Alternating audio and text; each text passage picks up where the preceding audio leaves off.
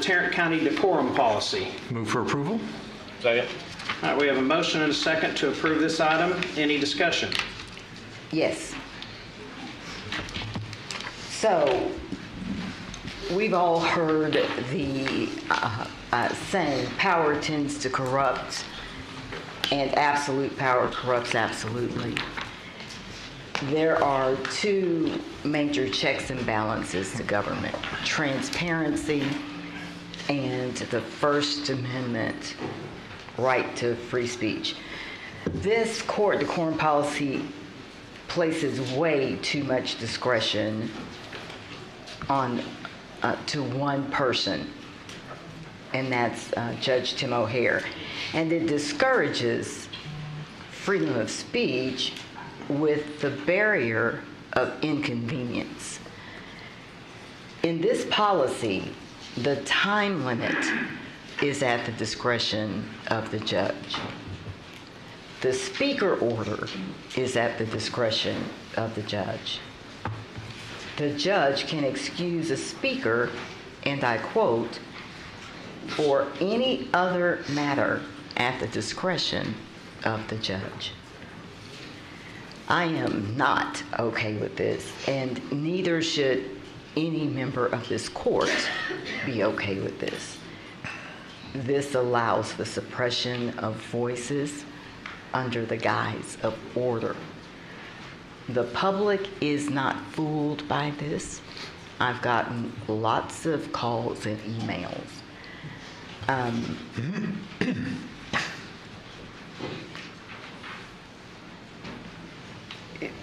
This court should not be fooled by this facade either.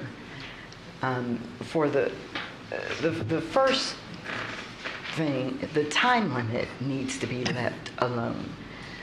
For 3 minutes, can we not sit here as elected officials and hear from the people who've taken off work, left their children, if they were home taking care of elderly parents, whatever?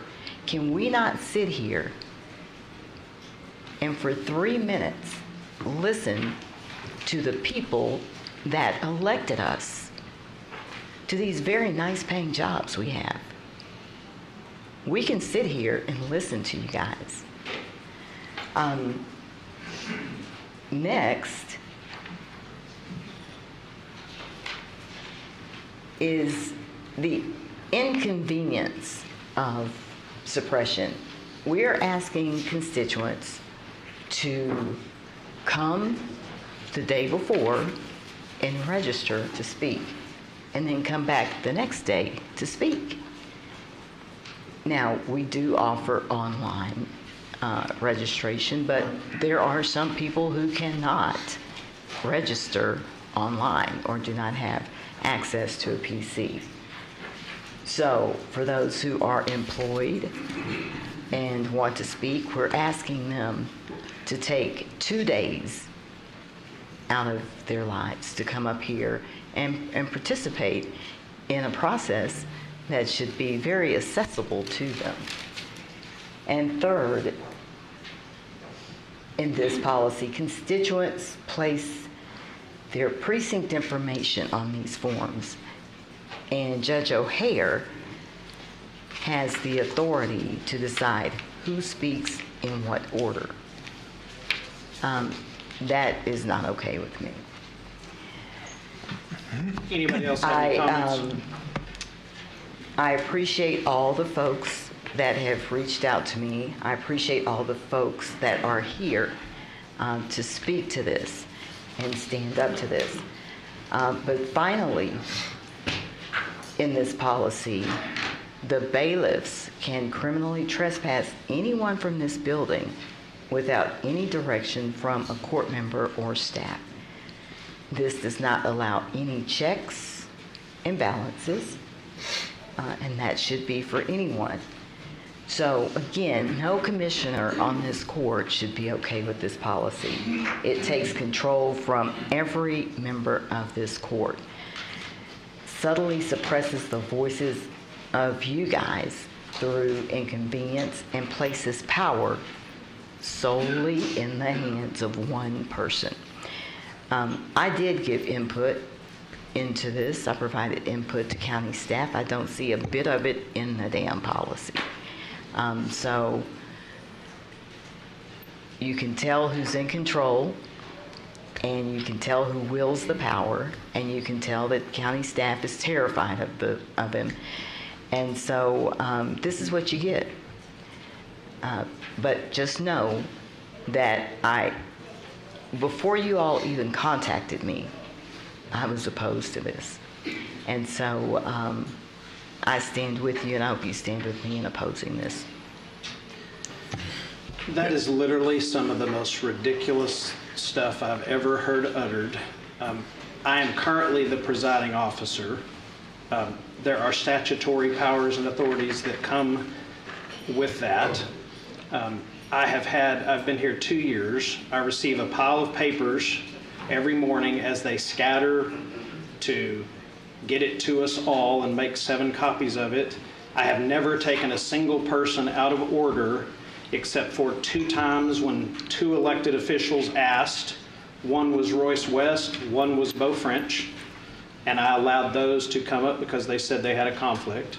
I don't intend to ever move the order. I'm sitting here running the meeting and looking through this while you all sit here. I've never pulled one out, stuck it under, but you have the same order that I have. The idea that this is run by me, all 5 people have feedback, and I realize it's difficult for you to understand you're not in the majority on the court.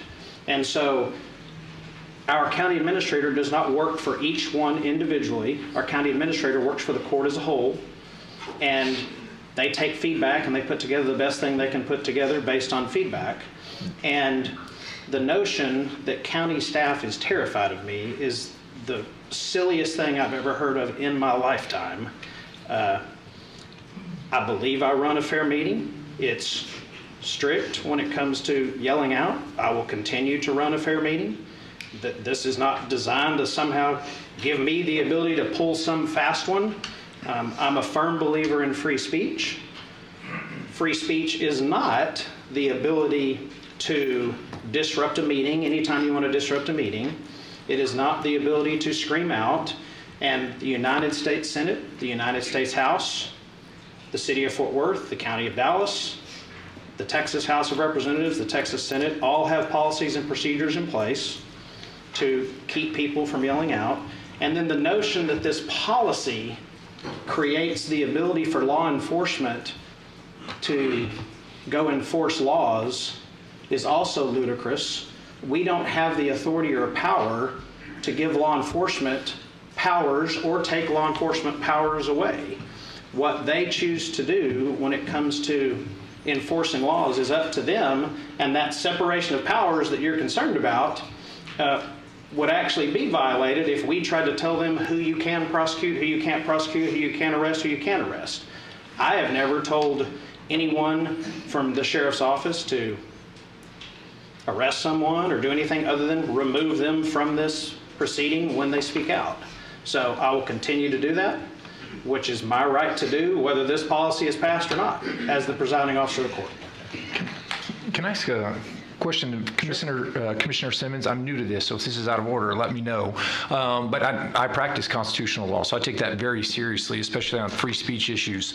And you had said that it violates the First Amendment. Can you tell me where in the rules what the violation is of the First Amendment? Because if we are violating the First Amendment, I don't want to sign off on it, but I didn't see anything in those rules that did that. So if you can show me where it violates the First Amendment, that would be very helpful to me. Like I said, there are subtleties, but to me they're not subtleties. When you prevent or you erect barriers for people to speak, that is a violation to me. So coming down the day before, signing up, having to spend time out of 2 of your days to come and speak, that's okay. A violation. So you're saying there's things you definitely disagree with in the policy that to you raise serious red flags, but not necessarily a violation of constitutional law. Am I understanding that correctly? There are things in this policy that raise red flags, and I think I detailed them. Okay, okay. Thank you. In terms of and I'll say this to the public, and in terms of if there's anyone that doesn't have the ability to sign up online, you can call my office, and unless this policy prohibits it, we will sign you up. So if you call my office, no matter who you are, what party you're from, whether you support me, don't support me, we won't check, we won't know, we won't care. If you call my office because you can't get to a computer prior to whatever the time thing is, which I did not put in here, by the way, but if you call our office, we'll sign you up. So, and you have my word that we will do that as long as you call us before 5 p.m. If you call us at 4:59, I don't know if we can make the cutoff, but if you'll call us the day before, we'll sign you up. In addition, this policy does not address things like weapons in this courtroom. It does not address things like, is that podium accessible? So this policy lacks some things. I would agree that the policy is not perfect. But I will say this, I think that consistency matters and having policies matter. So the substance of it, if we want to change the substance or you want to perfect it, going forward. But I do think the public deserves policies. They deserve to know what to expect on any given meeting. On the time limit side, what I heard from a lot of people was that when meetings run all day long, they have to take the entire day off. And so that was almost a convenience factor to get more people to be able to speak and sign up. If you can limit that, or I don't know how else to do that, so that people don't have to take the entire day off of work to come make their voices heard. But again, I think that there are things that the judge speaks on that are absolutely true. Almost everything in here is basically memorializing the authorities that he has as the elected presiding officer. I didn't see anything in there that was an overreach by the county judge. I mean, he could do any one of those things right now in this court at any given time to make an exception to any rule with a vote of 3 at any given time. So it's just, maybe I'm not as passionate about the policy or the substance. I just think that the public deserves to know what the policy is, and that's for everything that happens in this county. Folks should be able to pull something up and say, how does this work at court?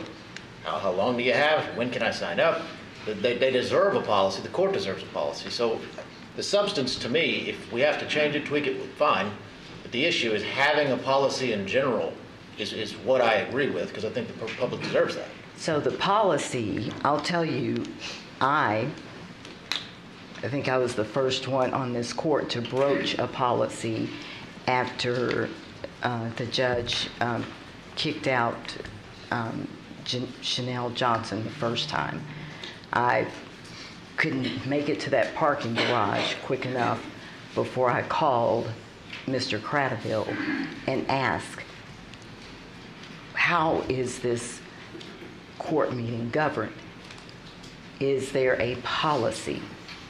And he said, no, it's governed by Robert's rules. And I said, you've got to be kidding. And so my staff got policy from Travis, Dallas, Harris County. So I've looked at those. I agree. I'm the very first one that broached the topic of we need a decorum policy here. And so the others that I have gone through from the other counties are not this turn over power to the county judge. There are actions that we can take as a court. We can make a motion. If he wants to kick out the Johnson speakers again, we can make a motion to not do that. And so that none of that is listed in this policy. So if there's going to be a policy, which I advocated for, I was the first one, then it needs to be comprehensive. I'll say during my 10 years in the Texas House, I sat on several committees, some chaired by Republicans, some chaired by Democrats. They all, as the presiding officer, wielded this exact same power and authority. They were all able to cut off debate when they wanted to. They were all able to take witnesses out of control if they wanted to. They were all able to do things, as Commissioner Ramirez said, by virtue of being that presiding officer. There were times when the chair was not in the chair and the vice chair, who happened to be of a different party, sat in the chair. They were imbued with the powers of the presiding officer as well. They could take things out of order. They could limit discussion. So I don't really feel like there's anything in this policy that is overbroad and overreach. It's just basically what the powers of a presiding officer are, which, again, I'm sincere. If there's something in here that violates a constitutional provision, please let me know, because I take that very seriously. I just do not see that in this policy. And I've not been in the State House, but I'm in a number of organizations, and the chair cannot cut debate. There has to be a motion from the body, so that's how that works.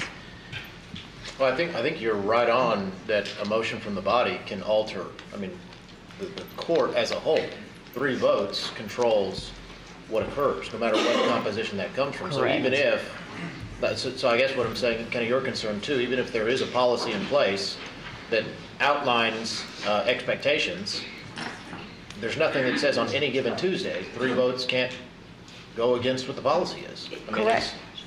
Well, there with several exceptions, though, and that is, we don't have the power as a court to say, Matt, you're no longer the Road and Bridge Commissioner for your precinct. We've decided 3 votes, you're not. Sorry. Yeah. You cannot legally do that. And there's certain things when it comes to the legal presiding officer, you can't just take the rights away. I've said this before, I'll say it again. I will fight like the Dickens for any statutory power given to me to never lose it, and I will not advocate to gain additional powers that the state law does not provide. But I take that role seriously. All right. So I came here last time because my good friend Mason Yancey was murdered in the jail. All right? That's why I meant to come here. But you didn't hear from me.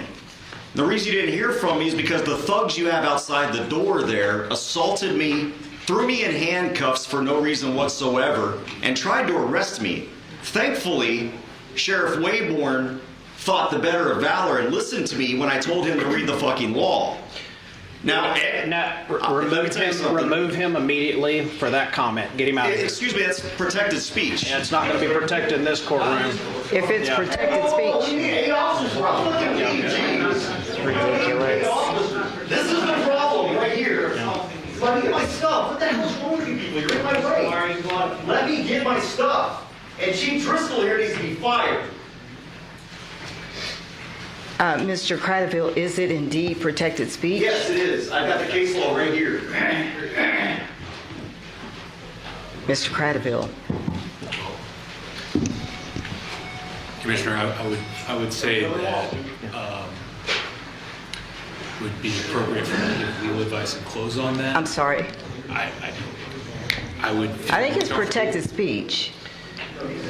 Well, I believe our policy says you don't allow it. What One policy? we just passed and the one before it. So, Mr. Hermes is not present. What did you just say? What? In response to my question? I couldn't hear you. It's a more nuanced question than simply me making a ball or strike call at this moment. I would say that so long as the action is in compliance with the court's policy, that's what we should defer to at the moment. So the court's policy supersedes freedom of speech? No. Constitution? Okay. But you'll look into it. I can give you an answer to that question. Yes, it's dependent on the facts of what's occurred. Yes. This constitutes legal advice, and I would just advise the court to allow us to talk about it in executive session if there's a question as to. Somebody could probably Google it and see if it's. The policy that's sitting here before us If it's- that we if are it's- following if it's protected does not speech. allow profane language. So I'm enforcing the policy that is in That- existence at the moment. That's fine, that's fucking fine, but I need to know if it You're is simply the most protected classless speech. person we've ever had sitting on this dais. Johnson versus Campbell is a case law. Okay? Well, say that again, ma'am. Johnson versus Campbell is a case law that says we can swear. Thank you. Johnson versus Campbell. We will maintain order. There will be nothing called out again from the audience. We'll just close the room down, let the rest of the speakers come up. So Katie Starnes is next. Following Ms. Starnes is, did we already have Ms. Cox on public comments? Wasn't she the first one on public comments? Yes. Okay. So following Ms. Starnes is Bishop Kirkland. Remove him immediately for that comment. Excuse me, that's protected speech. That's not protected in this. Hey, whoa, what do you need 8 officers for? Don't touch me. Do not touch me. Do not touch me. Do not touch me. You are assaulting me, Let sir. me get my stuff. What the hell is wrong with you people? You're in my way. Why are you blocking me? Let me get my stuff. And Chief Driscoll here needs to be fired. Mr. Crandall, is it indeed protected speech? Yes, it is. I've got the case law right here. Here's your stuff. Mr. Crandall. Come to the lawsuit. So what's the church? I can walk into a public area. Please Out of the don't. building or out of there? But you're gonna be. No, he said out of the meeting. Normally when you're asked to leave the meeting, What if I have other business here? you go to any other business you have. Okay. Yeah, so if you have business on the 3rd floor, you have business on the 2nd floor. Yeah, okay, second so I'm floor? not, let me get my papers together over here real quick. All right, sir. You guys and your thuggery.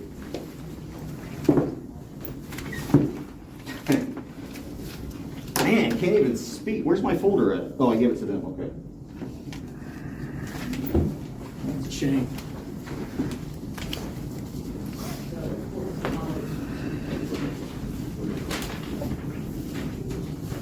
Man, can't believe I fought in 2 wars for you guys to violate the rights I nearly died to protect. You should be ashamed of yourselves, every one of you. I gotta go to another court hearing this afternoon, so I'm going to another county. Hey, brother, appreciate you.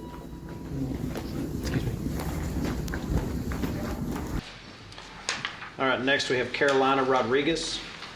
Following Ms. Rodriguez, we have Jimmy Blackwell.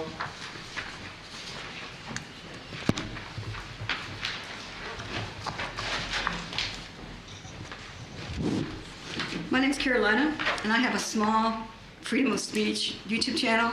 Kind of small. It's got 100,000 subscribers. The second one with 20,000. Facebook with another 20,000 subscribers. I mean, people know my name. If I walk outside, they don't know yours, Mr. O'Hare. But I forgot. I'm in front of royalty, so I forgot to bow. I got to apologize for some of the clothes I've worn in the past. I've worn T-shirts and overalls, but 'cause I kept forgetting I was in front of royalty here.